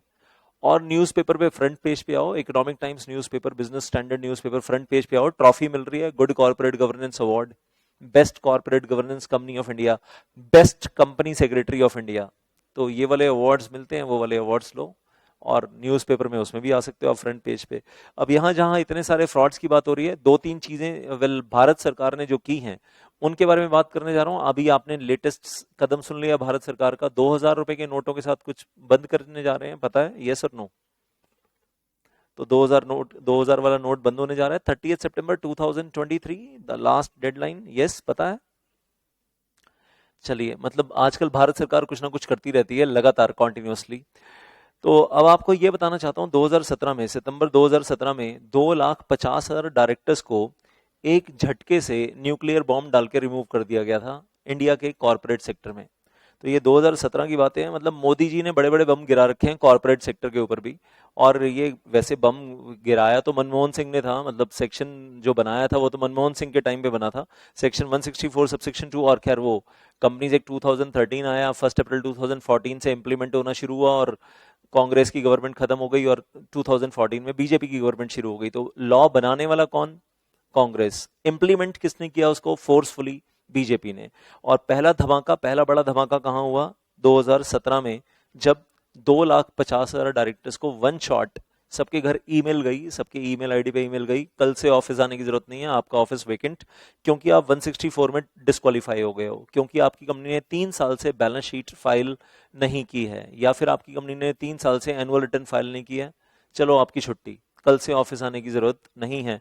बाकी मैं डिटेल में अभी नहीं बता रहा हूँ, डिटेल में बताऊंगा जब हम 167 सबसेक्शन 1 क्लॉज ए करेंगे, तब डिटेल में बताऊंगा। तो खतरनाक वाला मतलब कदम था, और बॉम्ब ब्लास्ट था। देन आई से, और उसके बाद ये भी बोल दिया गया जिनको हटाया जा रहा है, अगले 5 साल, नेक्स्ट 5 ईयर्स के लिए आप ऑल ओवर इंडिया किसी कंपनी में डायरेक्टर नहीं बनेंगे। तो सितंबर 2017 में हटाया जा रहा है, तो सितंबर 2022 तक आप ऑल ओवर इंडिया किसी भी कंपनी में डायरेक्टर नहीं बनेंगे, यू आर डिस्क्वालीफाइड। बहुत रोए, बहुत तड़पे, बहुत चिल्लाए बोर्ड ऑफ डायरेक्टर्स, ऑडी वाले, बीएमडब्ल्यू वाले, मर्सिडीज बेंज वाले, कि सर ये क्या कर दिया हमारे साथ, और हमारे खर्चे कितने हैं। बोर्ड ऑफ डायरेक्टर्स हैं तो सैलरी मिलती है डायरेक्टर वाली अच्छी खासी, वहां से खर्चे पूरे होते हैं। आप तो डायरेक्टरशिप्स खत्म कर दोगे तो हमारी घर के खर्चे पूरे कहाँ से होंगे, एक्सपेंसेस पूरे कहाँ से होंगे। तो 2.5 लाख डायरेक्टर्स को वन शॉट हटाया भारत सरकार ने। और फिर उसके बाद एक और काम किया, अगला बहुत बड़ा काम किया सितंबर 2018 में। सितंबर 2018 में सेक्शन 248 को यूज किया कंपनी लॉ में, और उस वक्त हिंदुस्तान में 13 लाख कंपनीज थी, तो 13 लाख कंपनीज में से 3 लाख कंपनीज का नाम स्ट्राइक ऑफ कर दिया कि अब इन 3 लाख कंपनीज की डेथ हो गई है। ये शेल कंपनीज हैं, शेल कंपनी शब्द सुना है कभी? बबल कंपनीज हैं, पेपर कंपनीज हैं, जो टैक्स इवेजन के लिए बनाई गई हैं, टैक्स की चोरी के लिए बनाई गई हैं। ये 3 लाख कंपनीज कोई बिजनेस एक्टिविटी नहीं करती हैं, ऑन पेपर सिर्फ पेपर कंपनीज हैं और टैक्स एवेजन के लिए बनाई गई हैं। वही, अब एक ग्रुप में 5 कंपनीज हैं, उनमें से एक कंपनी बहुत मोटा प्रॉफिट कमा रही है और हम उसका प्रॉफिट कम करना चाहते हैं, और बाकी 4 कंपनीज पेपर कंपनीज हैं, बाकी 4 कंपनीज, तो जो प्रॉफिट कमाने वाली कंपनी है वहां पर डेबिट एंट्री मारते जा रहे हैं, और जो बाकी 4 कंपनीज हैं पेपर कंपनीज, वहां क्रेडिट एंट्री मारकर पैसा ट्रांसफर कर रहे हैं बाकी चारों पेपर कंपनीज में, और उन चारों पेपर कंपनीज में झूठ मूठ के खर्चे दिखाकर वहां से पैसा साफ। तो वो जो 4 कंपनीज बनाई हैं वो कोई रियल बिजनेस नहीं कर रही हैं, रियल बिजनेस एक कंपनी कर रही है। तो लाला जी ने 5 कंपनीज बनाई, एक कंपनी बिजनेस करने के लिए, 4 companies paper companies, shell companies सिर्फ टैक्स एवेजन के लिए, तो एंड नॉट फॉर बिजनेस। तो वो जो 4 कंपनीज एक्स्ट्रा बना रखी हैं उनको स्ट्राइक ऑफ, तो स्ट्राइक ऑफ किया। और उस वक्त 2018 में हिंदुस्तान में 13 लाख कंपनीज थी, और 13 लाख कंपनीज में से 3 लाख कंपनीज को स्ट्राइक ऑफ कर दिया गया, 10 लाख कंपनी बची। तो सितंबर 2017 में पहला बड़ा धमाका हुआ, सितंबर 2018 में दूसरा बड़ा धमाका हुआ। समझ में आ रहा है? भारत सरकार धमाके पे धमाके करने में लगी हुई है। दिवाली से पहले धमाका कर देते हैं, दिवाली आएगी अक्टूबर में, उससे पहले धमाका हो गया सितंबर में, और सबकी नींदें उड़ा देते थे। और उससे पहले डीमोनेटाइजेशन हुआ था, वो हुआ था नवंबर 2016 में, 8 नवंबर 2016 डीमोनेटाइजेशन, हाँ, दैट वाज देयर। और सितंबर 2017 में फिर ये धमाका, सितंबर 2018, मतलब नवंबर 2016, सितंबर 2017, सितंबर 2018, धमाके पे धमाके चलते रहे। और फिर एक धमाका हुआ 2019 में, फरवरी 2019 में अगला धमाका, ज्यादा इंतजार नहीं की, और एक फॉर्म ले आए नया, ई फॉर्म एक्टिव, कि हर कंपनी को ई फॉर्म एक्टिव फाइल करना मैंडेटरी है। इसकी डिटेल में आगे बताऊंगा आपको। ई फॉर्म एक्टिव फाइल करना मैंडेटरी है। साथ में कंपनी को अपनी 2 फोटोग्राफ्स लगानी है। एक फोटोग्राफ फॉर्म के साथ कंपनी के अंदर जाकर फोटो खींचनी है, जिसमें कोई डायरेक्टर, कंपनी सेक्रेटरी सामने टेबल चेयर पे बैठा हो। एक फोटोग्राफ बिल्डिंग के बाहर खड़े होकर खींचनी है और फॉर्म के साथ अटैच करके भेजनी है, ताकि समझ में आ जाए कि आपका रजिस्टर्ड ऑफिस एक्चुअली एग्जिस्ट करता है और आप कोई पेपर कंपनी नहीं हो। आपका रियल ऑफिस है जिसके अंदर डायरेक्टर बैठा हुआ दिख रहा है टेबल चेयर के ऊपर, और बाहर की फोटोग्राफ भी आपने बिल्डिंग की खींच के फॉर्म के साथ लगा दी है। तो अप्रैल 2019 की डेडलाइन दी गई है एक्टिव फॉर्म फाइल करने के लिए, INC 22A form, that was there. बात समझ में आ रही है? और मतलब बेसिकली चीजों को टाइट किया जा रहा है, क्योंकि पुराने जमाने में लोग पेपर कंपनीज बहुत बनाते थे और पेपर कंपनीज बना बनाकर फ्रॉड बहुत करते थे, तो उस चीज को ठीक करने की कोशिश की जा रही है धीरे धीरे। अभी इसकी डिटेल में और अभी नहीं ले जाऊंगा आपको, जैसे आगे हम बढ़ेंगे मेमोरेंडम आर्टिकल का चैप्टर करेंगे, इनकॉर्पोरेशन का टॉपिक करेंगे, तो उसके साथ साथ आपको बताऊंगा। और जिन कंपनीज ने ये बोल दिया गया कि जो कंपनीज फॉर्म ई फॉर्म एक्टिव फाइल नहीं करेंगी, मिनिस्ट्री ऑफ कॉर्पोरेट अफेयर्स अपनी वेबसाइट पे उस कंपनी के नाम के साथ लिख देगा कि ये कंपनी नॉन कंप्लायंट कंपनी है, इसने एक्टिव फॉर्म फाइल नहीं किया। और एक्टिव की एक ना फुल फॉर्म भी बताई गई यहाँ पर, आपने देखी होगी। एक्टिव की फुल फॉर्म क्या है? Active company tagging identities and verification. तो एक्टिव जो आपको दिख रहा है INC 22A फॉर्म है, उसकी ACTIVE की फुल फॉर्म भी है। A for active, C for company, T for tagging, I for identities, VE for verification. तो this is active form. File करना मैंडेटरी था अप्रैल 2019 में या उससे पहले। Then I will say going on further into this, ये चीज और बोल दी गई कि जो कंपनी अपना एक्टिव फॉर्म फाइल नहीं करेगी, फ्यूचर में उस कंपनी को 5 बहुत बहुत बहुत इंपॉर्टेंट फॉर्म फाइल करने अलाउड नहीं होंगे। कंपनी में वो 5 एक्टिविटीज होंगी, लेकिन आप फॉर्म फाइल नहीं कर पाओगे। ये सारी बातें आएंगी आगे। बस मैं अभी फिलहाल आपको ये दिखा रहा हूँ कि भारत सरकार धमाके पे धमाके कर रही थी। 2016 में डीमोनेटाइजेशन का धमाका, 2017 में 2.5 लाख डायरेक्टर गायब, 2,18,000 में 3 लाख कंपनीज का सफाया, 2019 में आई फॉर्म एक्टिव आ गया with the photograph of the companies inside outside the company. अब एक धमाका और आ गया है, 2,000 रुपए वाले नोट खत्म। हाँ, 2023 में एक धमाका और है। तो लगातार कुछ ना कुछ कॉन्टिन्यूसली चल रहा है, that is going on. And I से तो भारत सरकार कॉर्पोरेट सेक्टर को सुधारने के लिए और कॉर्पोरेट सेक्टर को टाइट करने के लिए चीजें कर रही है। देन गोइंग ऑन फर्दर, बाद में कुछ अमेंडमेंट्स आई 2017 में, भयानक वाली अमेंडमेंट्स आई, आपको स्क्रीन पे दिख रहा है 100 अमेंडमेंट्स आई। कंपनीज अमेंडमेंट एक्ट 2013 में भारत सरकार ने 100 अमेंडमेंट्स कर लिए, मतलब मिनिस्ट्री ऑफ कॉर्पोरेट अफेयर्स कह लो, Lok Sabha Rajya Sabha, president of India के साइन भी हुए इसके ऊपर। तो कितना बड़ा एक मैं कहूँगा शिफ्ट होगा ना, जब स्टूडेंट्स कहते हैं सर पिछली बार जब हमने एग्जाम दिया था, फॉर सम रीजन हमने एग्जाम या तो अटेम्प्ट मिस हो गया या तो नेगेटिव रिजल्ट आया है, अब अगला वाला एग्जाम देना है सर, बीच में ये 100 अमेंडमेंट आई हैं, ये पढ़ा दो। 100 अमेंडमेंट जो आई हैं, मतलब टीचर के लिए भी बहुत मुश्किल है वो 100 अमेंडमेंट्स पढ़ाना, और स्टूडेंट्स के लिए भी बड़ा मुश्किल है। अच्छा सर इस सेक्शन में ये चेंज हो गया, इसमें ये चेंज हो गया, इसमें ये चेंज हो गया, कॉन्सेप्ट ही चेंज हो गया। आजकल इतनी अमेंडमेंट्स नहीं आती। आजकल मैं कहूँगा अमेंडमेंट्स की स्पीड काफी स्लो हो गई है, लेकिन 2015, 2017, 2019 भयंकर वाली अमेंडमेंट्स आ रही थी, भयंकर वाली, और लाइन लगाकर अमेंडमेंट्स चल रही थी। 2020 में भी आई आखिरी बार, लास्ट टाइम जो कंपनी लॉ में अमेंडमेंट्स आई सेक्शंस में, वो 2020 में आई, कंपनीज अमेंडमेंट एक्ट 2020। उसके बाद कोई अमेंडमेंट एक्ट नहीं आया। 21, 22, 23, मतलब अब 3 साल हो गए कोई अमेंडमेंट एक्ट नहीं आया। लेकिन 2020 तक अमेंडमेंट एक्ट काफी बार बार रिपीट होते रहे, 2015 में, 2017, 2019, 2020, सॉरी 2019 तक। अब ये कहानी कुछ वही अमेंडमेंट एक्ट्स की कुछ कहानी है, which is not for exam, just for own knowledge. आपके नोट्स में, आपकी बुक्स में आपको मिल जाएगी, लेकिन एग्जाम के लिए नहीं है। This is not for exam की अमेंडमेंट्स कैसे आती हैं, तो उसका प्रोसेस है। मैं इस वक्त जो आपको यहाँ बताना चाह रहा हूँ, आप ध्यान से सुनना मेरी बात, एक बहुत बहुत इंपॉर्टेंट चीज, एक बड़ा इंपॉर्टेंट बेस बनाने जा रहा हूँ, ताकि जिंदगी भर आप कोई भी लॉ पढ़ो, चाहे आप कंपनी लॉ पढ़ो, चाहे आप एसयूबी के अंदर लेबर लॉज पढ़ो, इंडस्ट्रियल लॉ पढ़ो, चाहे आप ग्रुप 2 में आकर सिक्योरिटी लॉज पढ़ो, चाहे आप वो इकोनॉमिक लॉज पढ़ो, टैक्स भी लॉ ही होता है, मतलब मैं कहूँगा इनकम टैक्स एक्ट है, जीएसटी है, वो भी लॉ है।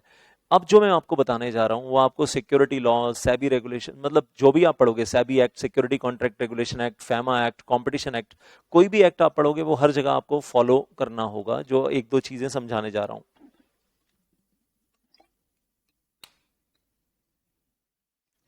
लॉ मेकर जब सेक्शन लिखता है तो उसको section, subsection, clause, sub clause हम बोलते हैं। और कैसे बोलते हैं, मतलब हम इनको क्या नाम देते हैं? सेक्शन, अगर मैं इसको बोलूंगा तो सेक्शन 26 टर्मिनोलॉजी क्या है, और सेक्शन 2 में कैसे बदल जाता है, डेफिनेशंस में कैसे बदल जाता है। सेक्शन 26 सबसेक्शन 1 क्लॉज ए sub clause 3, section 26 subsection 1 clause ए सब क्लॉज 3। तो सबसे पहले सेक्शन, उसके बाद सबसेक्शन, उसके बाद क्लॉज, और उसके बाद सब क्लॉज। और हिंदी में इसको क्या बोलते हैं? सेक्शन का मतलब धारा, सबसेक्शन सब धारा, उपधारा, क्लॉज, हाँ जी, मालूम है किसी को व्हाट इज क्लॉज? अनुच्छेद, देन सब क्लॉज उप अनुच्छेद। तो धारा, उपधारा, अनुच्छेद और उप अनुच्छेद। और इसके बाद भी अगर कहानी आगे बढ़ती है, section, subsection, clause, sub clause के बाद अगर कहानी आगे बढ़ती है, कैपिटल ए देन 2, तो उसको बोलते हैं पैरा सब पैरा। क्लॉज सब क्लॉज के बाद क्या आता है? पैरा सब पैरा आता है। तो कुछ कुछ लॉज में वो पैरा सब पैरा देखने के लिए भी मिलता है, वो भी विजिबल होता है, दैट इज देयर। तो section, subsection, clause, sub clause, para and sub para, that is how the things go on further. और एक चीज यहाँ थोड़ा सा यहाँ समझ ले, ये जो आपको यहाँ सब क्लॉज 3 नजर आ रहा है, सब क्लॉज 3, तो ये Roman, you know that Roman counting 1 2 3 4, तो ये रोमन काउंटिंग से लिया हुआ है। और आपको एग्जाम में, मतलब एग्जाम में तो आप 3 लिख ही रहे हो, लेकिन जब प्रैक्टिकल लाइफ में बोलोगे वर्बली तो 3 बोलना, 3 आई मत बोलना, ये कोई थर्ड आई ऑफ शिवा नहीं है हम। और इसको आई आई आई मत बोलना, नहीं तो जज साहब कहेंगे कोर्ट में, अगर आपने कोर्ट में जज साहब के सामने खड़े होकर बोल दिया सेक्शन 26 सबसेक्शन 1 क्लॉज ए सब क्लॉज आई आई आई, तो जज कहेंगे जाओ पहले करके आओ, फिर होकर आओ, फ्रेश होकर आओ। तो वेल, आई आई आई नहीं बोलना, 3 आई नहीं बोलना, थर्ड आई नहीं बोलना, 3 बोलना सिर्फ, इट इज सिंपली 3। तो 1 2 3 4 5, ये जो आपकी काउंटिंग थी। और ये जो आपको 4 दिख रहा है, ये आई वी नहीं है, ये 4 है, don't call it I V. Clear है ना? मतलब ये वही बचपन में जो आपने स्कूल में किया यार, वही है, रोमन काउंटिंग है, सिंपल है, that's it. So take care of this. तो अगर हम रूल्स पढ़ेंगे कंपनी लॉ में, तो रूल्स में कैसे पढ़ेंगे? रूल आएगा, रूल नंबर, उसके बाद सब रूल, फिर आएगा क्लॉज, सब क्लॉज, आइटम, सब आइटम। वहां बोलने के तरीके थोड़े से अलग हो जाते हैं। तो रूल नंबर, सब rule number, clause, sub clause, item, सब आइटम। कंपनी लॉ में जब हम रूल्स पढ़ते हैं तो हम इस तरीके से पढ़ते हैं। सेक्शंस में कैसे पढ़ते हैं? Section, subsection, clause, sub clause, para, सब पैरा। और रूल्स में कैसे पढ़ते हैं? रूल, सब rule, clause, sub clause, item, सब आइटम। आगे पढ़ेंगे रूल्स तो वो आपको दिखाई देगा सब कुछ वहां पर आपको रूल्स के अंदर, दैट विल बी विजिबल। अब सुनो जरा एक चीज ध्यान से, ये तो नॉर्मल थंब रूल है, कंपनी लॉ में भी आप यही अप्लाई करोगे। और कंपनी लॉ के अलावा आप कोई भी लॉ पढ़ोगे, जो मैं कह रहा हूँ सेबी एक्ट पढ़ोगे या आप कंपटीशन एक्ट पढ़ोगे, कोई भी एक्ट पढ़ोगे तो यही इसी तरीके से ही आप फॉलो करोगे। ऑल ओवर इंडिया सभी लॉज में ऐसे ही चलता है। लेकिन किंतु परंतु अभी 2 बातें और सीखनी है, अभी 2 इंपॉर्टेंट बातें और सीखनी है। पहली इंपॉर्टेंट बात, जब हम कंपनीज एक्ट की बात करते हैं, कंपनीज एक्ट 2013, तो सेक्शन 2 में डेफिनेशंस दी हुई हैं। सेक्शन 2 में जैसे सेक्शन 2 क्लॉज 20 में डेफिनेशन ऑफ कंपनी है, section 2 clause 6 definition of associate company, section 2 clause 51 definition of key managerial personnel KMP, section 2 clause 53 definition of manager, section 2 clause 54 that is definition of MD managing director, MD। Now when I am talking about this, तो अब मैं यहां पर section के बाद subsection नहीं बोल रहा हूं, मैं यहां पर सेक्शन के बाद क्लॉज बोल रहा हूं। Section 2 clause 20, section 2 clause 6, section 2 clause 51, section 2 clause 53।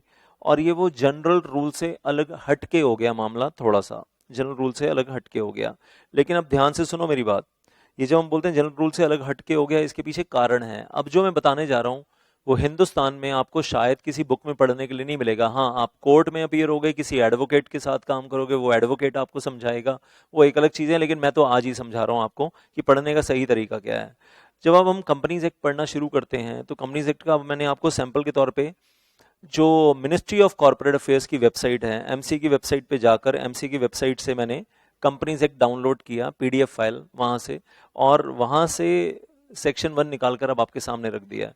तो मिनिस्ट्री ऑफ कॉर्पोरेट अफेयर्स की वेबसाइट से जब हम पीडीएफ फाइल निकालते हैं तो हमें क्या दिखता है, सेक्शन 1 यहाँ दिया हुआ है, सेक्शन 1, और 1 के बाद लगाया, बहुत ध्यान से देखना, 1 के बाद लगाया डॉट, 1 के बाद डॉट लगाया और फिर ब्रैकेट में लिखा है 1। पहले लिखा सेक्शन 1 डॉट, फिर ब्रैकेट में सबसेक्शन 1, और उसके बाद फिर इंग्लिश फ्रेज आता है, दिस एक्ट में be called as companies act 2013। Section 1 subsection 1 में लिखा है दिस एक्ट में be called as companies act 2013, और सेक्शन 1 सबसेक्शन 2 में लिखा है that this companies act is applicable all over India including Jammu Kashmir, including Ladakh, all over India, पूरे India को अप्लाई होता है। जम्मू कश्मीर में जो कंपनीज हैं, बहुत कम कंपनीज हैं, उनमें से एक company Diwan distilleries limited, and my student Anuj Vaid is company secretary there, getting a package of 18 lakh rupees per annum, more than that right now. Well, I'll say I really feel happy यार कि जम्मू में company secretary, my student, and he is getting such a big package. और यार वहाँ पर दिल्ली जैसी cost of living भी नहीं है, मतलब जम्मू छोटा शहर है तो कॉस्ट ऑफ लिविंग भी कम है, और ऊपर से आपकी सैलरी स्टैंडर्ड इतने बढ़िया हो तो मतलब आपके पास सेविंग बहुत हो जाएंगी, और सेविंग्स को आप इन्वेस्ट करो, स्टॉक मार्केट में पैसा मल्टीप्लाई करो। खैर वो अलग अलग बातें हैं। Right now I was talking about this is section 1 subsection 1, section 1 subsection 2. section 1 subsection 1, the act may be called as companies act 2013, and section 1 subsection 2, the act is applicable to the whole of India. The act is applicable to the whole of India. and अब इसमें सीखना क्या है, हमें सीखना ये है कि जब लॉ मेकर ने न्यूमरल में 1 लिखा, उसके बाद डॉट लगाकर फिर से न्यूमरल में 1 लिखा, तो न्यूमरल से पहले वाला 1 सेक्शन, और डॉट के बाद जो ब्रैकेट में 1 लिखा है subsection, first numeral second numeral, समझ में आ रही बात।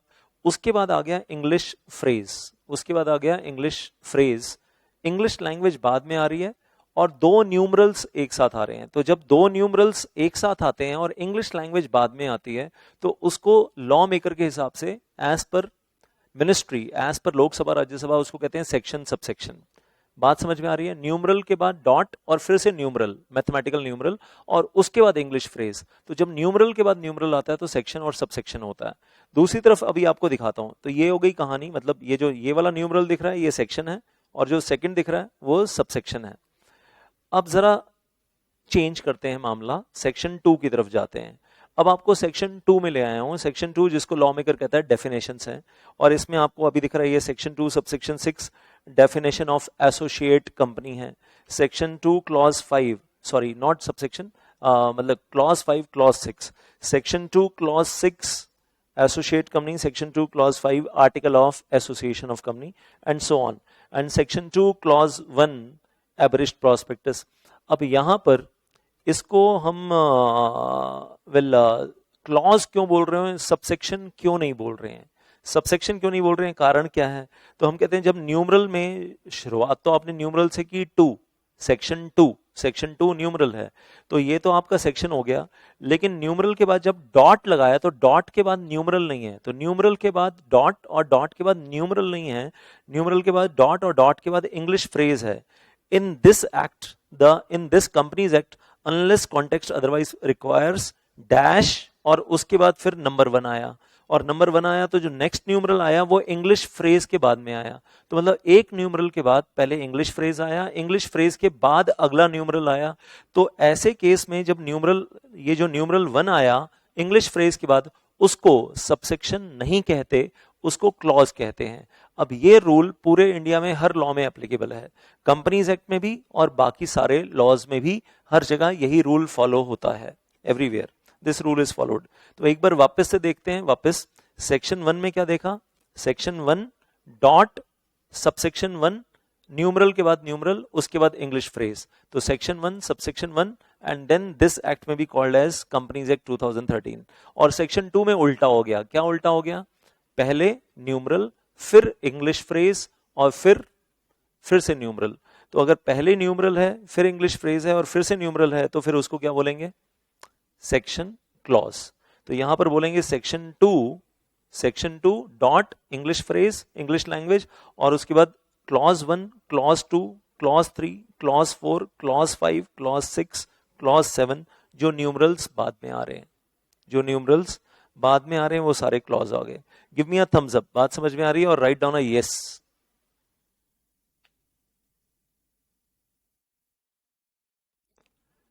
चलिए, बहुत बढ़िया, बहुत बढ़िया, समझ में आ गया मतलब। तो न्यूमरल के बाद न्यूमरल आएगा तो क्या होगा? अब ये मुझे एक बार बता दो। न्यूमरल, न्यूमरल मतलब क्या फंडा है हमने जो सीखा?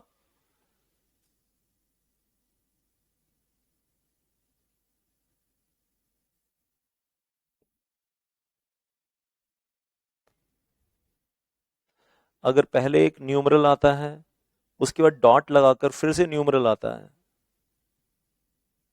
ब्रैकेट में, और उसके बाद इंग्लिश फ्रेज आता है, तो इसको आप कैसे पढ़ोगे? और अगर पहले न्यूमरल आता है और फिर डॉट लगाकर इंग्लिश फ्रेज आता है और डैश करके उसके बाद फिर से नीचे न्यूमरल आता है ब्रैकेट में, तो उसको कैसे पढ़ोगे? बस यही कहानी है बस। हाँ जी। तो अगर न्यूमरल के बाद पहले पहले आप मुझे पहले वाले का आंसर दो भाई। न्यूमरल के बाद डॉट लगाया फिर न्यूमरल और फिर इंग्लिश फ्रेज, तो इसको क्या बोलेंगे? ये तो सेक्शन है ही। This is section. डॉट लगा न्यूमरल आया तो अब ये क्लॉज है या सबसेक्शन है? एस एस या सी एल, सबसेक्शन है या क्लॉज है?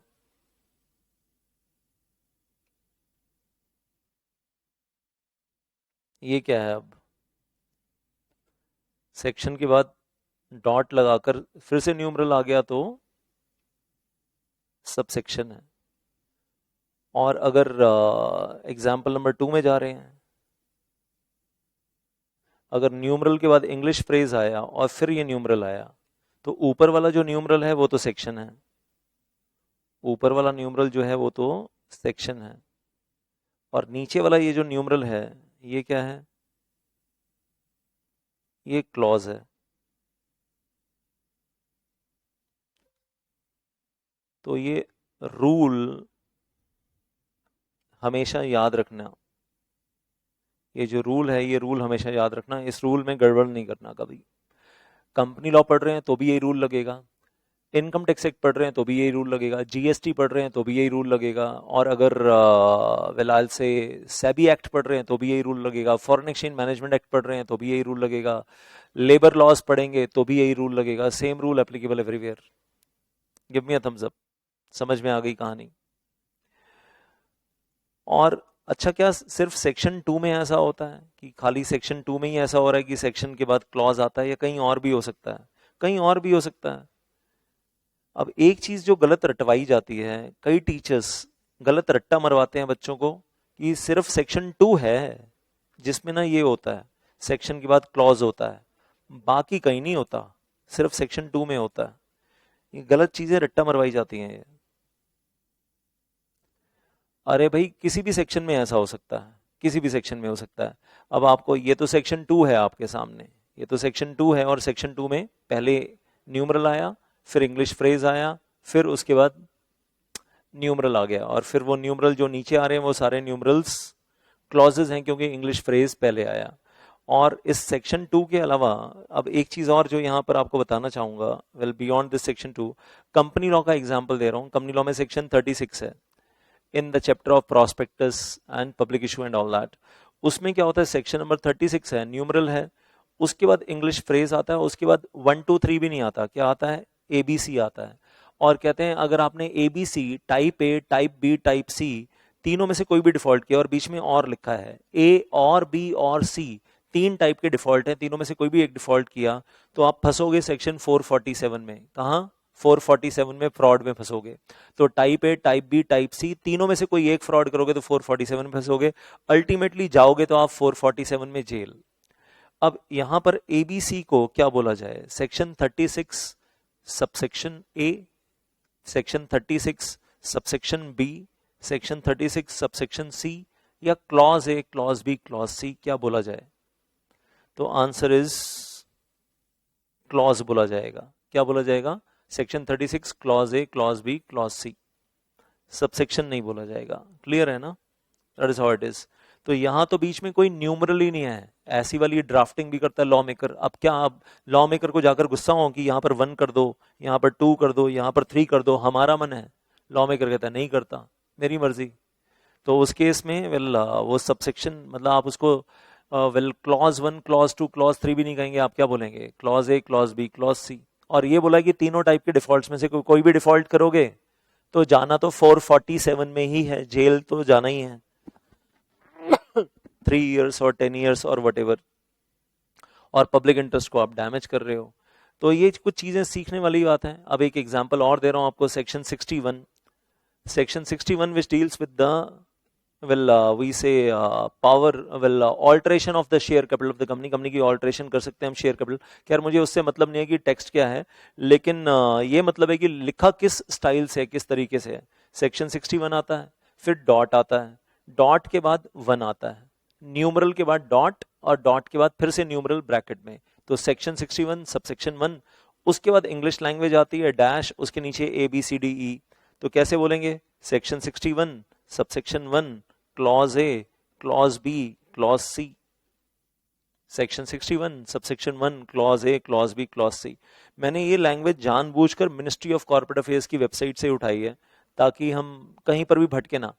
ये वाली बातें, ये वाली चीजें आईसीएसआई मॉड्यूल में नहीं बताई हुई। आईसीएसआई इंस्टीट्यूट ने नहीं बताई हुई कि कहाँ सेक्शन के बाद सबसेक्शन बोलना, कहाँ सेक्शन के बाद क्लॉज बोलना, नहीं सिखाया हुआ। मुझे लगता है कि होना चाहिए। मतलब सारी जिंदगी आपने बोलना ही यही है, चाहे आप बोर्ड मीटिंग में बैठो, चाहे आप अपनी क्लाइंट कंपनी को एडवाइस दो, तो हर जगह यही बोलना है, section, subsection, clause, sub clause. तो मतलब ये चीजें तो बेसिक चीजें हैं जो हमें पता होनी ही चाहिए। अब इससे हटकर आपको कुछ और भी दिखाने जा रहा हूं। अब आपके सामने जो एग्जांपल है, इंसॉल्वेंसी बैंक्रप्सी कोड 2016, एक अलग लॉ ले लिया कंपनी लॉ से हटके, मतलब उसी चीज को कंफर्म कर रहा हूं सिर्फ। सेक्शन 3 आता है, सेक्शन 3 आता है, और न्यूमरल बाद में आता है, बीच में इंग्लिश फ्रेज आता है। तो पहले सेक्शन 3 आता है, वो एक न्यूमरल है, ये न्यूमरल है। फिर उसके बाद इंग्लिश फ्रेज आ जाता है बीच में, और इंग्लिश फ्रेज खत्म होता है तो उसके बाद डैश, और डैश के बाद न्यूमरल में 1 आता है। अब मैं नहीं बताऊंगा, आप बताओगे कि ये वाला 1 क्या है, ये सबसेक्शन है या ये क्लॉज है। आपने बताना है, मैंने नहीं बताना। एक बार फटाफट लिखो चैट में, आप बताना।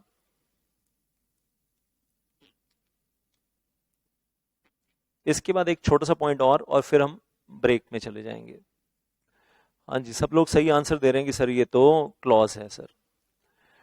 अब एक चीज और सीखी हमने यहाँ पर कि इंसॉल्वेंसी बैंक्रप्सी कोड में जो डेफिनेशन दी गई हैं वो सेक्शन 2 में नहीं दी गई हैं। सेक्शन 2 में डेफिनेशंस है ही नहीं, सेक्शन 3 में डेफिनेशंस हैं। तो अलग अलग लॉज का अलग अलग सेटअप है यार। कंपनीज एक्ट में डेफिनेशन सेक्शन 2 में है, इंसॉल्वेंसी बैंक्रप्सी कोड में डेफिनेशन सेक्शन 3 में है। In general 90% laws all over India आप उठाकर देखोगे सेक्शन 2 में डेफिनेशंस होती हैं, 90% ऐसा है। लेकिन 10% हिला हुआ है, मतलब डेफिनेशन सेक्शन 2 में ना होकर सेक्शन 3 में भी हो सकती है। बात समझ में आ रही है? Getting that? तो ऐसा कोई थंब रूल नहीं है कि 100% हमेशा डेफिनेशंस सेक्शन 2 में ही होंगी, ऐसा नहीं है। तो ऐसा भी अगर कोई रट्टा मरवाए कि सेक्शन 2 में हमेशा डेफिनेशंस होती हैं, हर लॉ में ऐसा ही होता है, तो इंसॉल्वेंसी बैंक्रप्सी कोड का एग्जांपल दे देना कि भाई देखो, इंसॉल्वेंसी बैंक्रप्सी कोड में सेक्शन 2 में डेफिनेशंस नहीं है, सेक्शन 3 में सारी डेफिनेशंस दी गई हैं, जिसमें चार्ज क्या है, चेयरपर्सन क्या है, क्लेम ऑफ मनी, वो हर चीज की डेफिनेशन है, और क्लॉजेज हैं। These are the clauses. समझ में आई बात? One last point now for you. अब एक आखिरी पॉइंट आप लोगों के लिए, समझदारी का लेवल बढ़ाते हुए।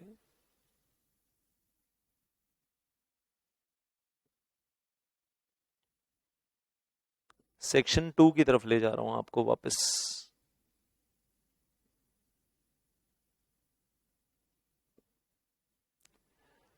अब सेक्शन 2 जब हम पढ़ते हैं तो सेक्शन 2 की पहली लाइन और इंसॉल्वेंसी बैंक्रप्सी कोड में भी सेक्शन 3 की पहली लाइन सेम थी। ये कंपनीज एक्ट है, तो कंपनीज एक्ट 2013 में सेक्शन 2 की पहली लाइन और इंसॉल्वेंसी बैंक्रप्सी कोड में सेक्शन 3 की पहली ओपनिंग लाइन सेम है। इन दिस एक्ट, अब कंपनीज एक्ट की बात हो रही है तो दिस एक्ट का मतलब companies act 2013। In this act unless the context otherwise requires, these are the definitions. अब मेरा डेफिनेशंस तो अभी मैं पढ़ नहीं रहा हूं, मेरा सवाल यह है कि इस फ्रेज का, ओपनिंग फ्रेज का क्या इंपॉर्टेंस है, क्या सिग्निफिकेंस है, इसका क्या मीनिंग है। इन this act unless the context otherwise requires, इसका क्या मतलब है। ये जो लैंग्वेज है unless the context otherwise requires, इसका क्या मतलब है। अब वो जरा ध्यान से सुनना जो मैं बताने जा रहा हूं आपको, एक एग्जाम्पल लेकर बता रहा हूं। सेक्शन 2 में क्लॉज 43 आएगा आगे। सेक्शन 2 क्लॉज 43 में दिया हुआ है फ्री रिजर्व्स की डेफिनेशन।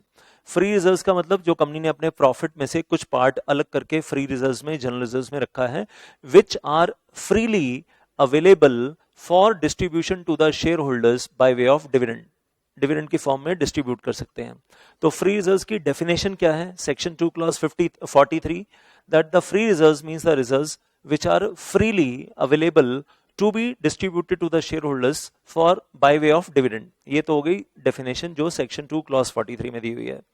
अब ध्यान से सुनो मेरी बात, पूरे कंपनीज एक्ट में हर जगह फ्री रिजर्व्स का यही मतलब है। सेक्शन 2 क्लॉज 43 कोई भी सेक्शन उठा लो, मतलब इन दिस एक्ट, इस पूरे एक्ट में अगर फ्री रिजर्व्स कहीं आएगा तो फ्री रिजर्व्स का मतलब क्या होगा, जो सेक्शन 2 क्लॉज 43 में दिया हुआ है वो होगा। बट उसके साथ क्या लिखा है, unless the context otherwise requires. अगर किसी सेक्शन में, किसी पर्टिकुलर सेक्शन में फ्री रिजर्व्स की कोई दूसरी डेफिनेशन दी हुई है जो इस डेफिनेशन से अलग है, और वो उस पर्टिकुलर सेक्शन में दी हुई है कि उस सेक्शन में फ्री रिजर्व्स का मतलब वो है जो उस सेक्शन में वहां दिया हुआ है, तो उस सेक्शन के लिए, उस पर्टिकुलर सेक्शन के लिए फ्री रिजर्व्स का वही मतलब होगा जो उस सेक्शन में अलग से डिफाइंड है। और फिर सेक्शन 2 क्लॉज 43 में जो फ्री रिजर्व्स की डेफिनेशन है उस सेक्शन के ऊपर अप्लाई नहीं करेंगे। फॉर एग्जाम्पल भी ले लेते हैं। सेक्शन 68, ये यहां पर लिखा भी हुआ है मैंने नीचे, सेक्शन 68 बायबैक ऑफ शेयर्स में फ्री रिजर्व्स की एक अलग से डेफिनेशन है, जिसमें उन्होंने बोला हुआ है free reserves means the reserves which are freely available for distribution by way of dividend. वो तो फ्री रिजर्व्स हैं ही हैं, but free reserves also includes security premium account for the purpose of section 68। For the purpose of section 68 free reserves में security premium account भी आता है, बाकी पूरे कंपनीज एक्ट में नहीं आता है, लेकिन सेक्शन 68 में आता है। तो अब मेरा एक सवाल है कि अब दो डेफिनेशंस हैं फ्री रिजर्व्स की। पहली डेफिनेशन सेक्शन 2 क्लॉज 43 में, दूसरी डेफिनेशन सेक्शन 68 में फ्री रिजर्व्स की डेफिनेशन दी हुई है for the purpose of section 68 only. तो सेक्शन 68 में जो फ्री रिजर्व्स की डेफिनेशन है, मतलब अब मेरा सवाल यह है कि सेक्शन 2 क्लॉज 43 में जो फ्री रिजर्व्स की डेफिनेशन है वो हम जबरदस्ती सेक्शन 68 के ऊपर लगाएंगे, या सेक्शन 68 में जो स्पेशल डेफिनेशन दी हुई है फ्री रिजर्व्स की, सेक्शन 68 के लिए वही डेफिनेशन यूज होगी। मतलब सेक्शन 2 क्लॉज 43 में जनरल डेफिनेशन है, general definition of free reserve, और सेक्शन 68 में स्पेशल डेफिनेशन है फ्री रिजर्व की। तो सेक्शन 68 के पर्पस के लिए स्पेशल डेफिनेशन लगेगी या जनरल डेफिनेशन लगेगी, एक बार चैट में लिखकर बता दो, जनरल या स्पेशल सेक्शन 68 में।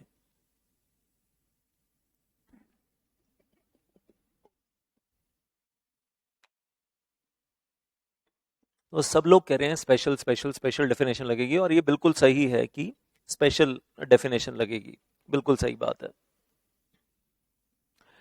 और बाकी पूरे कंपनीज एक्ट में जहां मतलब अलग से कहीं फ्री रिजर्व्स डिफाइंड नहीं है, बहुत सारे सेक्शन में फ्री रिजर्व वर्ड यूज होता है। जैसे सेक्शन 123 में जब डिविडेंड देने की बात आती है तो वहां पर भी फ्री रिजर्व्स यूज होता है, और कई जगह पर फ्री रिजर्व्स का नाम आता है, कई जगह पर यूज होता है।